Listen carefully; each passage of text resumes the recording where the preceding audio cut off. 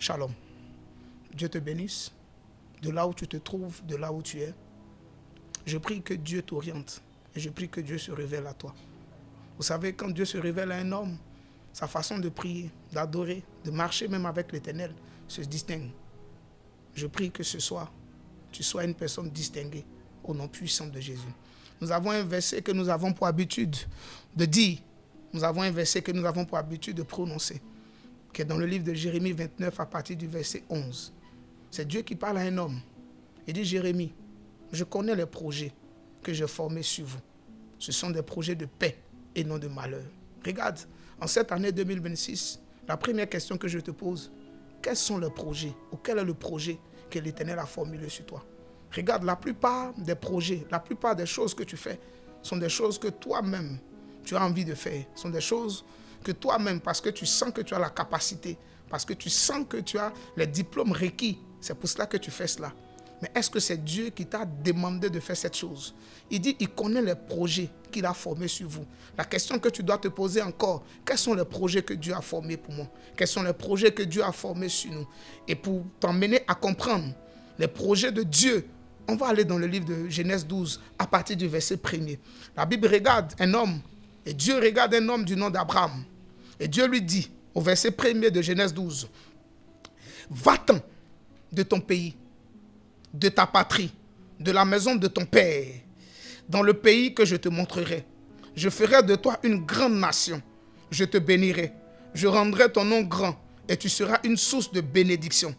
Je bénirai ceux qui te béniront et je maudirai ceux qui te maudiront. Et toutes les familles de la terre seront bénies en toi. » Écoutez-moi, ce n'est pas le projet d'Abraham, mais c'est plutôt le projet de Dieu. Ce n'est pas le projet d'Abraham de quitter la maison de son père, mais c'est plutôt le projet de Dieu. Un jour, dans la vie d'un homme, à la croisée des chemins, dans la vie d'un homme du nom d'Abraham, Dieu lui dit, va-t'en de la maison de ton père, va-t'en de ta patrie. Abraham ne quitte pas la maison de son père, parce qu'à la vérité, il décide et souhaite quitter la maison de son père. Mais c'est parce qu'il a entendu la voix de l'Éternel. Abraham a pris connaissance du projet de Dieu dans sa vie et Abraham a compris qu'il doit quitter la maison de son père. Il doit quitter sa patrie. Il doit quitter le lieu là où il se trouve pour être dans un territoire, pour être dans un lieu que Dieu a choisi pour lui. C'était le projet de Dieu. Et c'est le projet de Dieu. Mais regarde, Dieu prend un homme. C'est un projet futuriste. Et Dieu prend un homme du nom d'Abraham et il lui dit, va-t'en de la maison de ton père, va-t'en de ta patrie, va dans le pays que je te montrerai. En d'autres termes, Dieu n'a pas encore montré le pays à Abraham. Dieu n'a pas encore montré la destination à Abraham, mais Dieu lui demande de partir.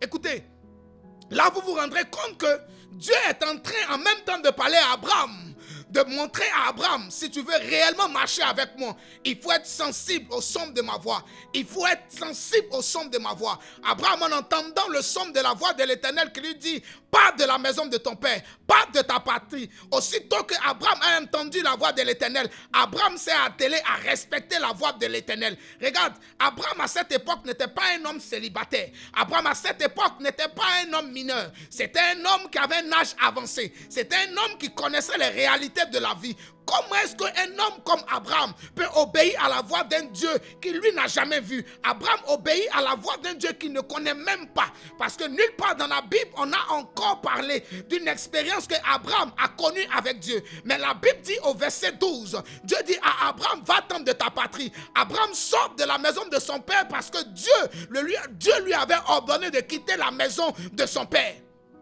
Mais regarde, Abraham, après qu'il a entendu la voix de l'Éternel, il est retourné vers Sarai en disant, tu sais chérie, Dieu nous dit de partir, Dieu nous dit de quitter. Et connaissant les réactions de Sarai, quand je parle de réaction de Sarai, je sais de quoi je parle. Dieu lui dit, Abraham, ta femme a ri. Elle dit, non, je n'ai pas ri. Bref, connaissant les réactions de Sarai, elle va certainement poser la voix à Abraham. La question à Abraham, mais où est-ce qu'on part? Attends que je prenne mes maquillages. Attends que je prenne telle chose. Attends que je fasse telle chose ou telle chose. Sarah, peut-être qu'elle ne voulait pas quitter la maison du père d'Abraham. Parce que là se trouvait certaines choses. Certains conforts. Mais lorsque la voix de l'Éternel retentit dans la vie de quelqu'un, tu dois obéir à la voix de Dieu.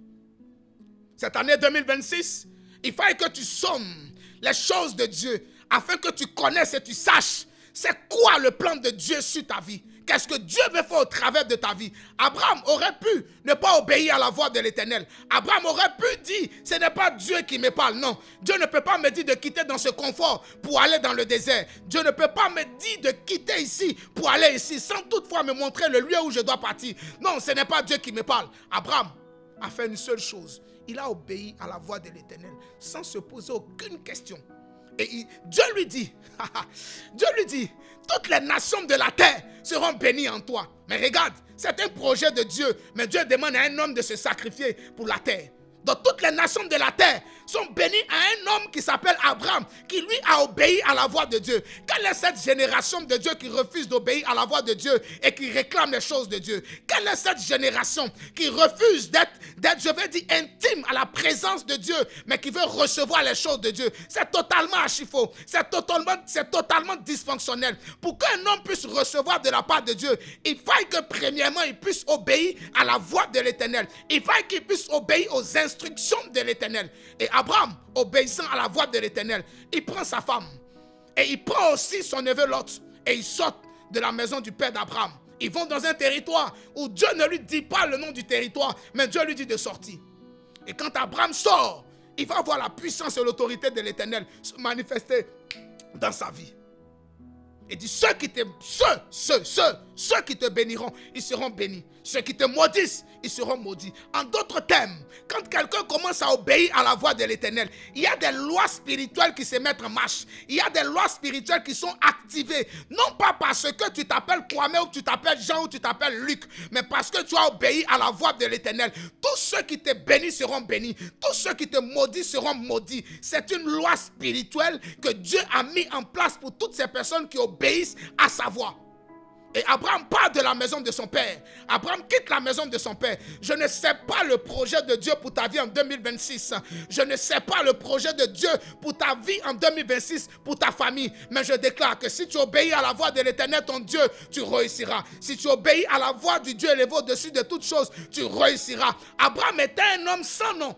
Abraham était un nom qui n'avait pas encore d'impact, je vais dire mondial. Mais lorsqu'il a obéi à la voix de l'Éternel, Dieu lui a promis de rendre son nom grand. Regarde, les promesses de Dieu sont activées lorsque les gens commencent à obéir à la voix de l'Éternel et se laissent instrumentaliser par la voix du Dieu élevé au-dessus de toutes choses. Je prie qu'en cette année 2026, tu ne partes pas là où tu as envie de partir. Tu ne fasses pas ce que tu as envie de faire. Tu ne dises pas ce que tu as envie de dire, mais tu te laisses instrumentaliser par la voix et par la puissance de l'Éternel, au nom puissant de Jésus-Christ de Nazareth. Je prie que quelqu'un entende le son de la voix de l'Éternel avant de faire quoi que ce soit. J'ai une façon pour moi de prier des fois. Et des fois je dis, Seigneur, si tu ne me dis rien, je ne ferai rien. Si tu ne me montres pas la direction, je ne ferai rien. Chacun de nous doit pouvoir s'inspirer de Abraham, qui est notre père dans la foi. On ne peut pas dire qu'on a la foi et on est désobéissant à la voix de l'Éternel. Abraham sort de la maison de son père. Et lorsqu'il sort de la maison de son père, Abraham commence à vivre des réalités, à la vérité qui était inexistante dans la vie d'Abraham. Abraham a commencé à vivre ça et là, jusqu'à arriver à un verset. Abraham, à cet instant où Dieu lui dit de sortir de la maison de son père, Abraham était stérile. Abraham avait un problème. Mais on a l'impression qu'au verset 12, Dieu ne s'attaque pas directement au problème. Dieu s'attaque et Dieu s'intéresse à ce que Abraham soit obéissant à sa voix. Parfois, tu as l'impression que Dieu n'a pas les regards sur ton problème. Mais ce qui intéresse Dieu, c'est sa volonté, c'est son plan dans ta vie. Je prie et je bénis le nom de Dieu dans ta vie en cette journée, au nom puissant de Jésus-Christ de Nazareth. Que la faveur divine s'attache à ta vie, au nom puissant de Jésus-Christ de Nazareth. Va là où Dieu veut que tu sois. Dis ce que Dieu veut que tu dises. Et je déclare par l'autorité de Dieu que les bénédictions rattachées à l'Éternel se rattacheront à ta vie, au nom puissant de Jésus-Christ de Nazareth. Amen.